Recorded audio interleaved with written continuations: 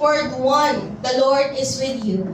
But she was greatly troubled at the saying and tried to discern what sort of greeting this might be. And the angel said to her, "Do not be afraid, Mary, for you have found favor with God. And behold, you will conceive in your womb and bear a son, and you shall call his name Jesus. He will be great and will be called the Son of the Most High. And the Lord God will give to him the throne of his father David, and he will reign over the house of Jacob forever, and of his kingdom there will be no end." And Mary said to the angel, "How will this be, since I am a virgin?" And the angel answered her, "The Holy Spirit will come upon you, and the power of the Most High will overshadow you.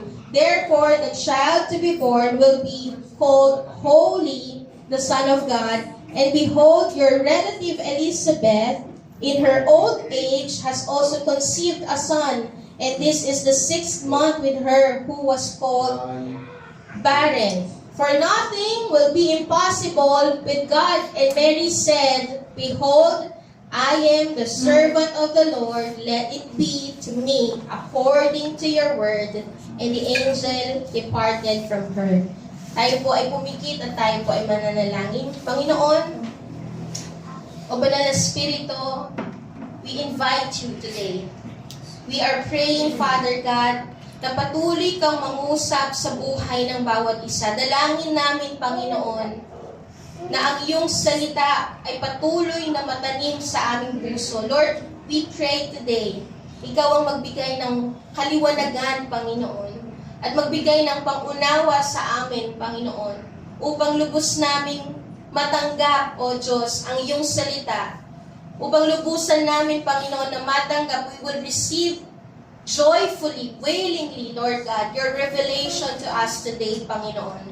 And we are praying, Father God, that hayaan mo, Panginoon, na ang aming focus, Panginoon, ang aming atensyon, O Diyos, ay patuloy, Panginoon, na nasa sa inyo lamang, Panginoon. Take away all of the distractions, Panginoon, but let our eyes be fixed upon you, Panginoon, as we continue to listen and meditate of your words today.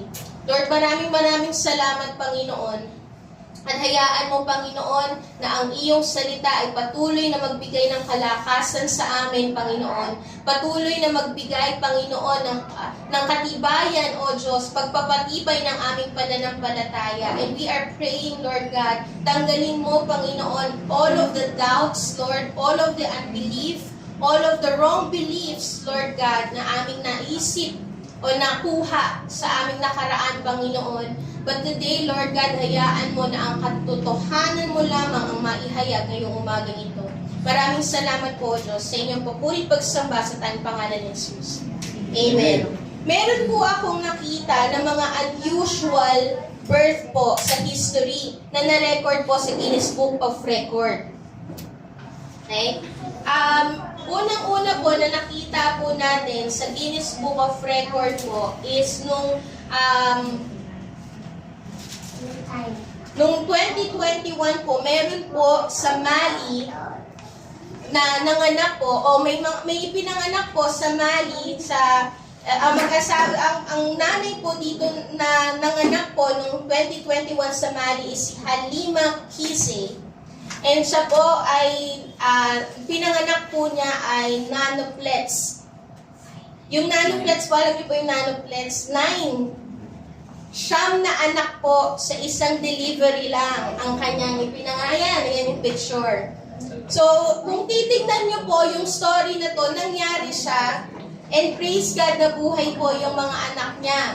And sobrang makikita nyo dito po sa unusual birth po ni Halima Kise is talagang miracle. Tama po ba?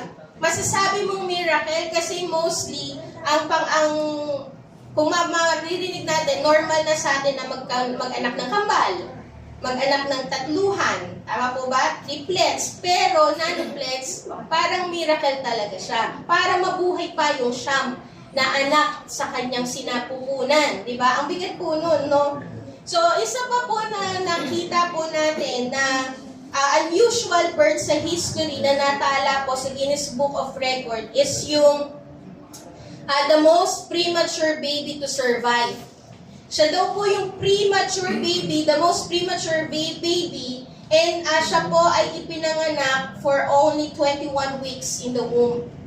So, 5 months lang po siya, sobrang premature. Pero alam niyo po ba, na today, buhay pa rin po yung bata. Praise God, miracle? Miracle, amen. And ang sabi po ng doctor, dun sa mother na si Michelle Butler, 1% chance lang of survival. Pero praise God, yung bata ay buhay. Amen. Miracle. Miraculous birth. Tama po ba? Amen. And alam niyo po ba, ito pong pag-uusapan natin today about the virgin birth, yung pagko-conceive ni Mary sa ating Panginoong Jesus, is not just unusual birth. Kung kanina namamangha tayo na meron palang pinanganak na siyam, tapos yung the most premature baby, we think that it is the greatest miracle na. We think the miracle nakakamangha, tama po ba? Pero ang virgin birth po, kung pag-aaralan natin, the virgin birth is not just unusual birth, but it is the greatest miracle na naitala sa history and sa Bible when doon sa pagko-conceive ni Mary o doon sa kapanganakan ng Panginoong Jesus. And the virgin birth, Jesus' birth, okay? Jesus' birth didn't simply provide the world with another unusual birth, but His birth brings hope to the world. Hindi lamang po nagbigay ng greatest miracle na maitatala sa history ang kapanganakan ng Panginoon, but it also brings hope to the world. It brings great hope. Amen? When Jesus was born, hope came into the world. Yung inawit natin kanina, He is our living hope. Amen po ba? Amen? Kaya po tayo po ay magre-rejoice dahil alam natin na ang ipinanganak para sa atin, which is our Savior, brings great hope in our lives. Amen po? Kahit walang pera. Tama? Kahit walang regalo. Pero sana po meron. Hindi, joke lang. Okay? Kahit ang i-avoid lang natin, we will still rejoice because yung kapanganakan ng Panginoon, yung gift na in-unwrap natin last week, which is our Jesus Christ, the Lord, the Savior, and our Christ, gives hope to the humanity. Amen po ba? Nagbigay ng pag-asa nung siya ay ipinanganak, kaya tayo ay magre-rejoice. Now today, pag-aralan po muna natin kung sino nga ba si Mary. Si Mary po kasi yung nag-conceive kay Jesus Christ. Okay? So, kilala natin siya as Mother Mary, the mother of Jesus Christ. So, pag-aralan po natin, sino nga ba si Mary? Sa Luke 1:26-27, ang sabi po dito, in the 6th month, the angel Gabriel was sent from God to a city of Galilee named Nazareth, to a virgin betrothed to a man whose name was Joseph, of the house of David, and the virgin's name was Mary. So let's focus po doon sa word na betrothal. Si Mary daw po was betrothed to a man named Joseph. Pakisabi po, betrothed. So pag sinabi po natin betrothal o betrothed to a man named Joseph, ito pong betrothal na to, pag-aralan lang natin ng konti ha. Ito pong betrothal na to ay parang engagement po sa panahon natin. Ito po ay yung nagkasundo kayo na kayo ay magpapakasal. Engage kayo sa isa't isa sa panahon natin at sa kultura natin. Pero, ito pong betrothal na to, yung betrothal na to is yung period of betrothal po last for a year. So, yung iba sa atin, pag na-engage 2 months lang, kakasal na. Pero sila po, it lasted for a year. Yung kanilang engagement o kanilang betrothal. And kung sa atin po, tayo sa panahon natin, it is an engagement na parang pwedeng mabali, parang pwedeng wag na lang ituloy pagka naisipang wag ituloy, or pag nag-cheat, okay, may mga cheating issues. Okay? Pero in Jewish culture po, betrothal is considered as marriage sa panahon po nila. Marriage na. Kung sa atin, engagement na pwedeng baliin. Pero sa kanila, kapag ikaw ay betrothed na sa isang lalaki, o ako babae sa isang lalaki, it is considered as marriage na sa panahon nila na hindi pwedeng baliin. Na hindi pwedeng masira. At doon po sa betrothal po na to, in the period of betrothal, kahit na makonsider nila ang isa't isa na sila ay marrying, nasa marriage season na o marriage period na, they considered as betrothal na marriage na, hindi pa rin po sila pwedeng magtalik. Okay? Sa betrothal period, doon sa isang taon na yon, hindi sila pwedeng magtalik. They need to preserve. Kailangan po natin malaman to ha, para makita natin how that Mary is really a virgin. And ano yung importance ng virgin, ng word na virgin sa kapanganakan ng Panginoon? They need to preserve themselves and to remain pure para sa kanilang mapapangasawa hanggang sa maganap ang formal ceremony ng kanilang kasal. Ganoon po yung sa period of betrothal. Sa isang taon, I need to preserve myself to become pure. Preserve myself in pureness, to remain pure, maging dalisay, maging tapat sa aking mapapangasawa. And sa panahon po nila, ang lalaki po in the period of betrothal, siya po ay lalayo para i-prepare yung magiging buhay nilang mag-asawa. Okay, yung lalaki. Ihahanda po niya lahat. Yung season of betrothal po nila, o yung period of betrothal po nila, yung lalaki ihahanda niya ang lahat ng kanilang pangangailangan para sa kanilang kasal at para sa kanilang buhay mag-asawa, para sa kanilang marriage. At ang babae naman po, ang lalaki, he will remain faithful, he will remain pure, ganun din.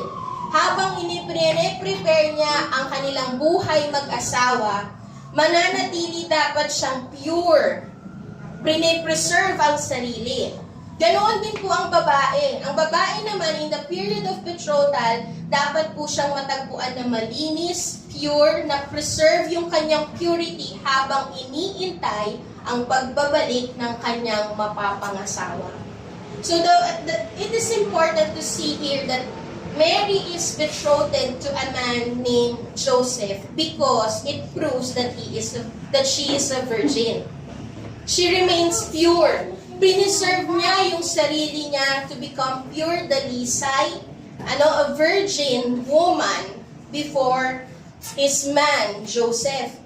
And alam niyo po ba, lagay lang natin sa spiritual life natin.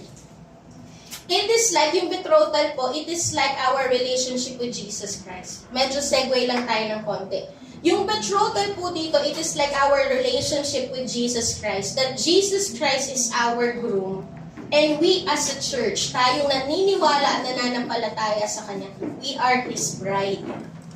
Okay? The church is His bride. Kaya kung papansinin po ninyo sa Bible, sa 1 Corinthians, sa letter of ni Paul, ino-compare po tayo as a church bilang bride.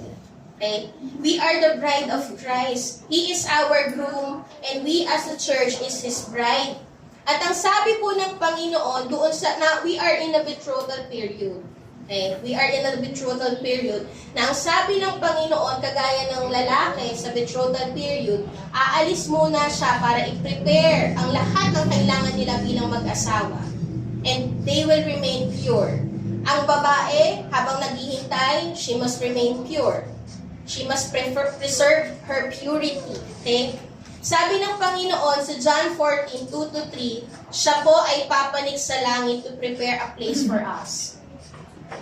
At siya ay babalik para tayo ay kunin and bring us to that place that He prepared for us bilang bride.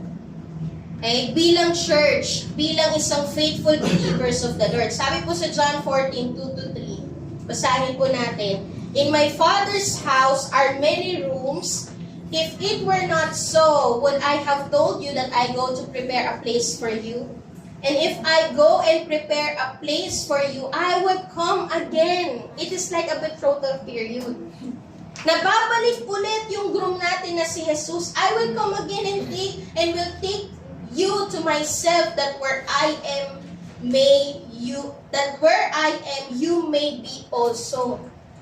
Na siya ay naghahanda ngayon ng lugar para sa atin.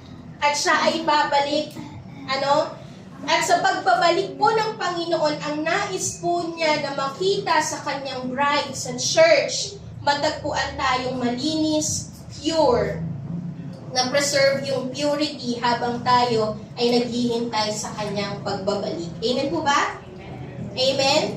And I am praying po, we are like this, that we are a virgin, fully devoted. Pag sinabi kasi natin virgin, fully devoted to the Lord fully devoted to her groom. Yun. To his bride. Okay? Na makita tayo na habang naghihintay sa pagbabalik ng Panginoon, we will be found faithful, we will be found pure. Amen? Dalisay, malinis, pure.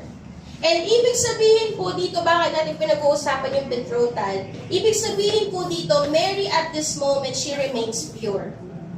Mary at this moment, she preserves her purity. She is a virgin woman. Kasi very important po ito sa kapanganakan ng Panginoong Jesus that she is a virgin woman. Mamaya pag-uusapan natin yun. Okay? That it is very important that she is a virgin woman kasi kagaya nung sinabi po natin last week about the prophecy of Jesus' birth, siya po ay ipapanganak ng isang birhen. Ng isang virgin, okay? Virgin woman. And ang sabi po sa Luke 1:28, meron lang po tayong pag-uusapan today, and I am praying that you will bear with me, na about dito po kay Mary. Medyo may babaguhin tayong pag-iisip about dito kay Mary, okay?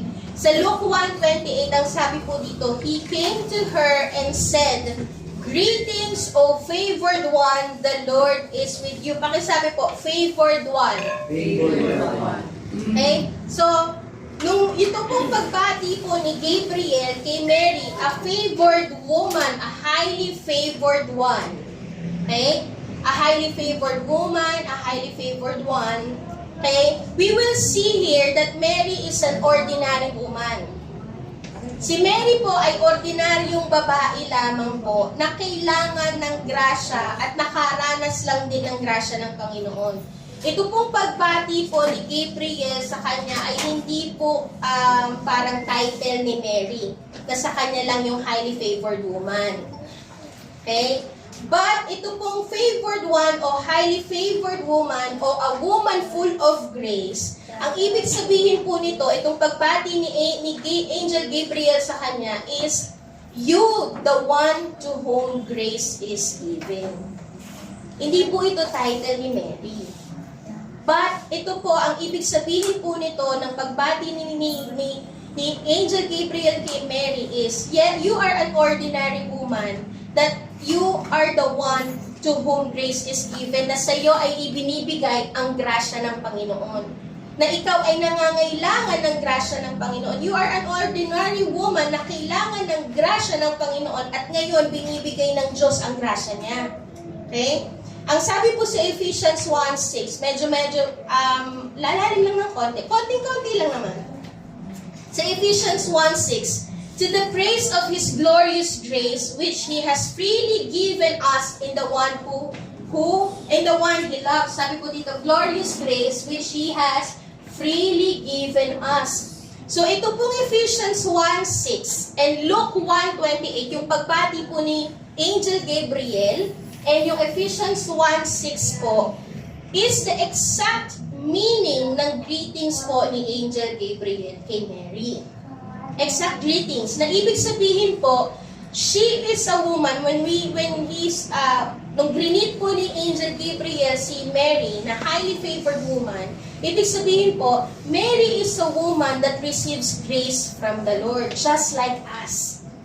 Kagaya natin, we are ordinary people na kailangan ng grasya ng Panginoon at nakatanggap ng grasya ng Panginoon. So si Mary po, she is a woman, a virgin woman, an ordinary woman that receives grace from the Lord. Hindi po siya ang nagbibigay ng grace. Naintindihan? Siya po ay nakatanggap ng grace. Yung pagbati sa kanya ni Angel Gabriel, siya ay nakatanggap ng grace. Hindi siya ang nagbibigay ng grace. Hindi siya ang nagbibigay ng awa, hindi siya ang nagbibigay ng habag. She is an ordinary woman who need God's grace and receives God's grace. Naintindihan? Naintindihan po? Okay? So remember po na si Mary ay hindi nagdadala sa atin para mapalapit sa Diyos. Yung sinasabi po na highly favored woman, hindi po ibig sabihin nito na si Mary ang nagdala sa atin para mapalapit sa Diyos at hindi po si Mary ang daan para makakonekta tayo sa panalangin sa Diyos. Naintindihan po? Medyo lumalim lang tayo ng konti pero gusto kasi nating basagin yun eh. Yung ganoong kaisipan, Kasi ang sabi po sa John 14:6, there is no other mediator kundi ang Panginoong Jesus lang. And Jesus is the only one who can connect us to the Father. He is the only one. Mamaya pag-aaralan pa natin. Sa John 14:6, medyo parang ang pag-aaral natin or ang mensahe natin today is more on teaching. Okay? Sa John 14:6, sabi po dito, sumagot si Jesus, ako ang daan, ang katotohanan at ang buhay. Walang makapupunta sa Ama kundi sa pamamagitan ko. It is Jesus. Ang Panginoong Jesus lang ang nagdadala sa atin para mapalapit sa Diyos Ama. At ang Panginoong Jesus lang ang mediator natin, tagapamagitan natin para tayo ay makakonekta sa panalangin sa Panginoon. Naintindihan po? Amen. Kaya po, we are praying in the name of Jesus. Not in any other name, but in the name of Jesus. So firstly, okay, I just want to be clear, hindi po natin ini-insult si Mary. We respect her as the mother of Jesus Christ. But we just want to tell you the truth that the Bible is telling us. Okay? Amen? Amen? So, 1 Timothy 2:5, sapagkat iisa ang Diyos at tanging si Jesucristo lamang ang taong tagapamagitan sa atin at sa Diyos ang Panginoong Jesus lang po. Amen po ba? So, pinapatunayan lang po dito na yung pagbati sa kanya ni Angel Gabriel is an ordinary woman na kailangan ng grasya ng Panginoon. And the grace was freely given to her. Amen? She is like all of the believers who receives grace from God. Amen po ba? At kung titignan po natin dito, nagpapatunay lang po na si Mary ay ordinary woman na ginamit ng Diyos para ma-fulfill ang plano ng Panginoon. Dinideclare din po niya, ina-acknowledge din po niya, siya mismo ang nagsalita. Siya mismo ang nagsalita na hindi ako Diyos. Okay? Na ang aking pinagbubuntis ang Diyos. So therefore, I am not God. Hindi ibig sabihin na pinagbubuntis ko ay Diyos, Diyos na rin ako. Hindi. Ang pinagbubuntis ko ay Diyos at in-address po niya ang Panginoong Jesus na kanyang pinagbubuntis bilang kanyang Diyos na tagapagligtas. Okay? Sabi po dito, so hindi po niya ipinantay ang kanyang sarili kay Jesus na nasa kanyang sinapupunan. Kasi kung papansinin natin sa Luke 1:43, ito po ay yung pagbati ni Elizabeth, kanyang pinsan. Nung si Mary po ay bumisita kay Elizabeth, ito po ang pagbati ni Elizabeth sa kanya at sa kanyang sinapupunan. Sabi po dito sa Luke 1:43, and why is this granted to me that the mother of my Lord should come to me? So, in-address po ni Elizabeth na ang kanyang dinadala na baby ay Diyos ni Elizabeth.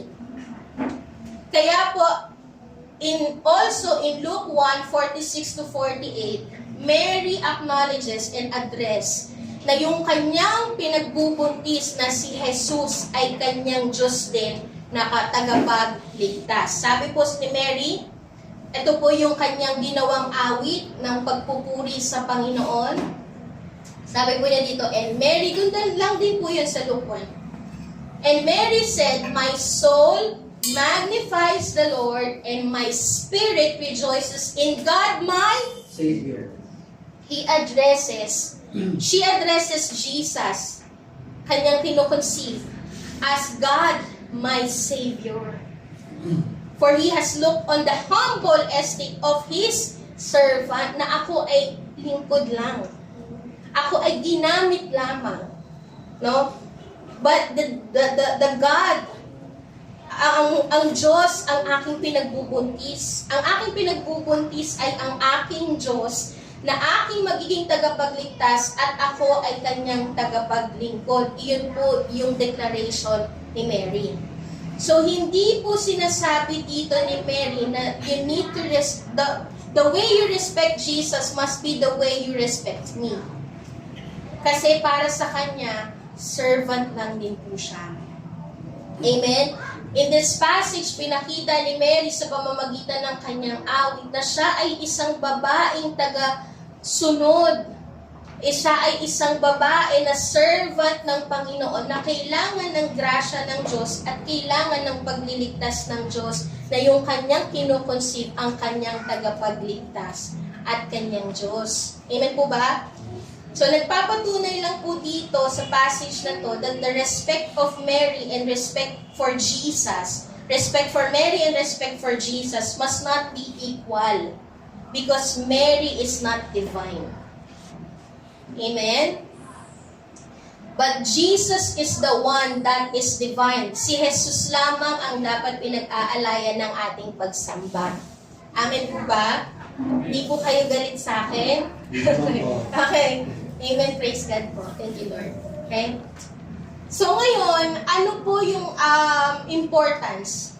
Bakit po natin ine-emphasize that Mary is a virgin? That siya po ay puro. Siya po ay pure virgin. Kasi very important po ang virgin birth sa ating kaligtasan.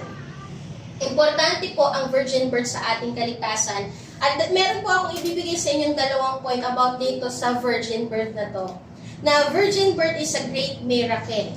Okay. Unang-una po, virgin birth is a great miracle. Kung kanina po namamangha tayo dun sa mga examples natin about doon sa mga unusual birth na in-example natin kanina, namamangha na tayo, nakikita na natin na miracle siya.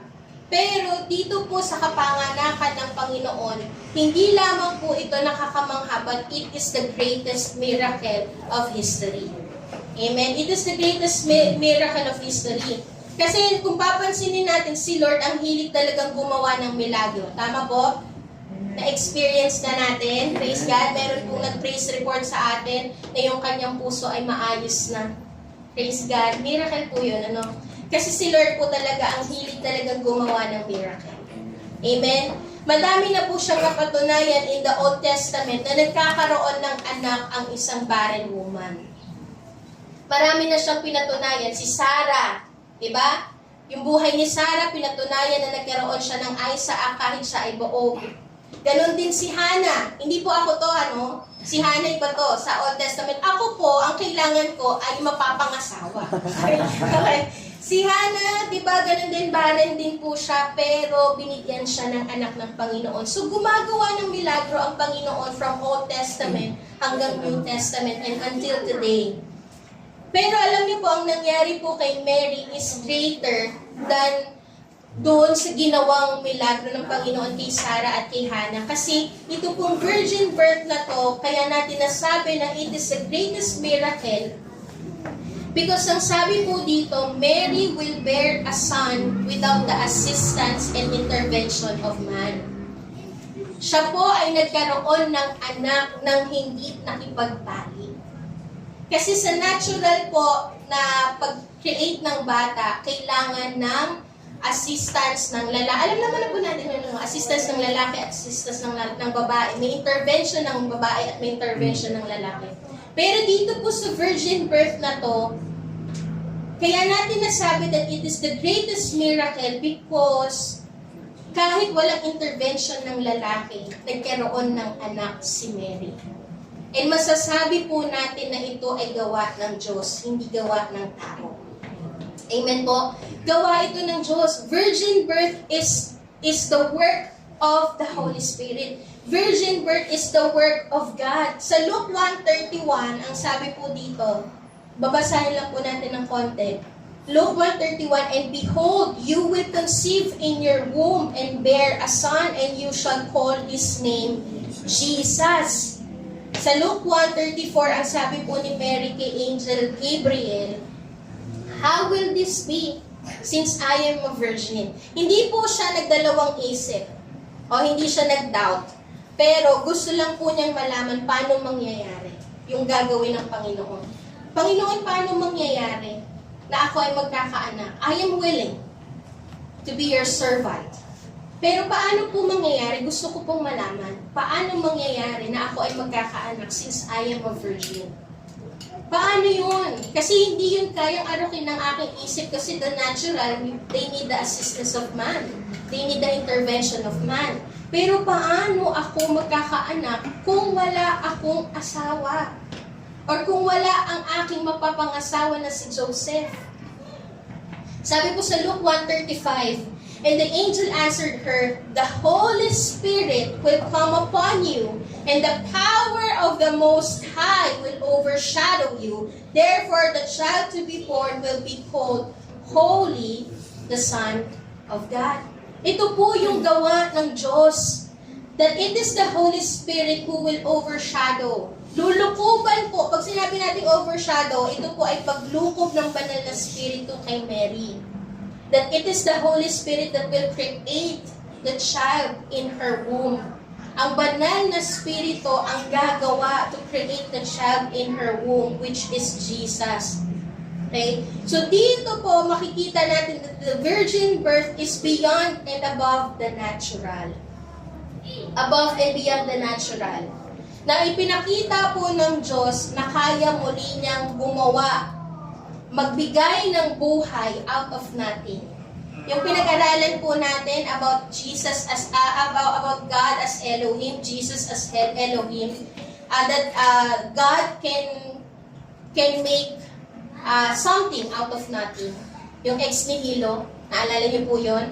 That He is the one who can give life and produce life from nothing. So hindi yung virgin birth po is a great miracle kasi walang intervention ng lalaki o walang intervention ng man. His birth will happen exclusively by the power of the Most High. Ang virgin birth po ay ginagawa ng Diyos. Amen po ba? Amen. It is the greatest miracle kasi ito ay gawa ng Diyos. At pinatunayan po nito ni Angel Gabriel nang sabi po niya sa Luke 1:37 na kayang gumawa ng Panginoon ng mga imposibleng bagay, for nothing will be impossible with God. Amen po ba? He can do miracle, and lagi ko po sinasabi sa bawat isa that miracle is only natural sa Panginoon. Natural lang siyang gumawa ng miracle. It is an easy way. O easy lang sa Kanya ang paggawa ng milagro. Na hindi mo kailangan mag-isip, Lord, paano mangyayari to, anong mangyayari, paano gagawin to, di ba? Because the Lord can do impossible things. Amen po ba? It is a great miracle. Walang intervention ng natural. It is all supernatural. Amen? And pangalawa po, virgin birth gives great hope to us. Virgin birth gives great hope to us. Bakit po natin nasabi that it gives great hope to us? Kasi ang sabi po ulit doon sa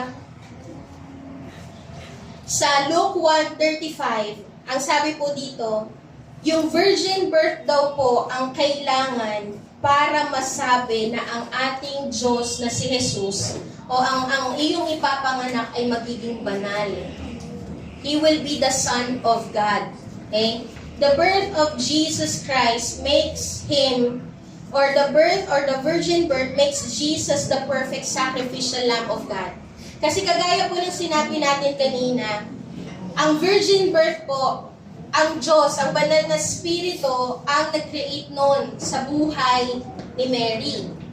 So, yung virgin birth po, ang naging proof o pruweba.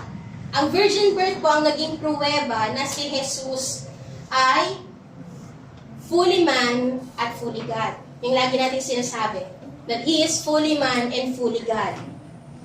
Bakit po natin nasabi that Jesus is the perfect sacrificial Lamb of God?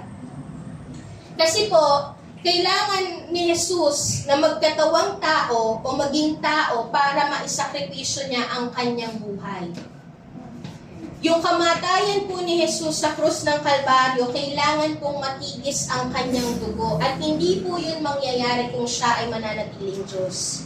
Kaya kailangan po niyang magkatawang tao. At kaya importante po itong virgin birth because it makes Him fully man. That is perfect sacrifice. Kaya magiging qualified to be the perfect Lamb of God. Perfect sacrifice para sa ating kaligtasan. And dahil nga po yung virgin birth ay gawa din po ng banal na spirito, it makes Him the Son of God. It makes Him divine. Okay? Naintindihan po? It makes Him fully man and fully God. It makes Him fully man because of Mary. And it makes Him fully God because of the work of the Holy Spirit. So He needs to be divine. Kung kanina po, he needs to be man. Kasi siya yung magsasakripisyo at ang kanyang dugo ang kailangan para matigis sa krus ng Kalbaryo para sa kalinisan ng ating kasalanan at kapatawaran ng ating kasalanan. And He needs to be divine kasi ang Diyos lamang ang may kakayanan na magligtas ng tao. Hindi po tao ang may kakayanan na magligtas sa atin, but it is only God who has the power to save humanity, who can save us from eternal destruction. Amen po ba? Kaya po importante yung virgin birth. Hindi inaalis sa Biblia yung virgin birth kasi it proves that His birth makes Him fully man and fully God, na nagpapatunay na siya ay perfect sacrificial Lamb of God. Na siya yung perfect na perfect and qualified na tagapagligtas ng mundo. Amen po ba? Amen? And dito po sa virgin birth, not just His birth, but His resurrection proves that He is God. Yung pagkabuhay na magmuli ng Panginoon proves that He is God. Amen? Pwede ko po bang tawagin ng worship team? The virgin birth gives us hope because the virgin birth proves that He is the perfect Lamb of God who will take away the sins of man. He became fully man. And yung kanyang katawan po, ang isasakripisyo para tayo ay maligtas sa ating pagkakasala. Siya po ay kailangang mapako sa krus ng Kalbaryo. That's why He made Himself become man. Eh, kasama sa plano niya na siya ay maging tao. And the virgin birth gives us hope because the virgin birth proves that Jesus is the Son of God who has the power to raise us up from the grave and gives us eternal life. Yung pagkabuhay na magmuli ng Panginoong Hesus ang nagbigay ng pruweba na siya ay Diyos. Hindi lang siya tao, kundi siya ay Diyos. Ito po ang katotohanan na sinasabi ng Biblia na hindi po dapat tayo maligaw. Kasi marami pong nagsasabi na si Jesus ay tao lang. Kasi ipinanganak siya dito sa mundo.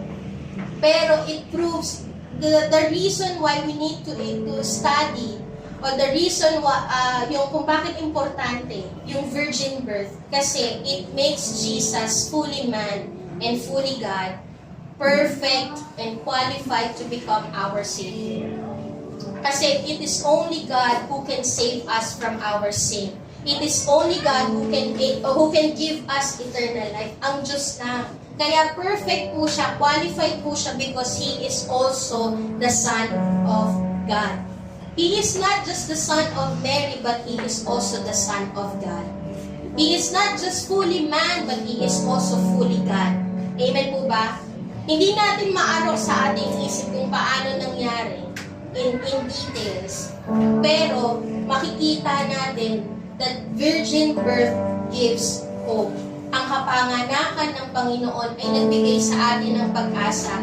Ibig sabihin po, totoo ang pagliligtas ng Panginoon. Hindi po nagsisinungaling. Yung pinasa po natin na passage today ay proof, fact, na hindi nagsisinungaling ang Panginoong Jesus when He claimed that He is our Savior. Amen po ba? Kasi kapag sinabi po natin, kapag halimbawa po,